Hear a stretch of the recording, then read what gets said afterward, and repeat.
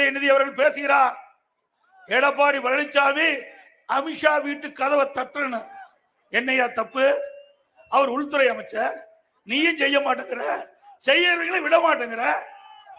நீயாவது செய்ய வேணும் மக்களுக்கு, நீயும் செய்ய மாட்டேங்கிற. செய்யறவங்களை பார்த்து கதவை தட்டினா தானே தமிழ்நாட்டு மக்களுடைய பிரச்சனை தீரும். நாங்க தட்டிய காரணத்தினால்தான் 100 நாள் வேலை திட்ட பணம் கிடைச்சது. ஜாதிவாரி கணக்கெடுப்பு அந்த திட்டம் நிறைவேறியது. உங்களை போல வீடு வீடா போய் ஓரணியா ஓரணியில் தமிழ்நாடு. நமக்கு எதுக்கு அவன் பேரு? அதனால நமக்கு ஓரணியில் தமிழ்நாடு. மக்கள்லாம் ஓரணியில் தான் இருக்கிறாங்க. திமுக தான் வேறு அணியில் இருந்துட்டு இருக்குது.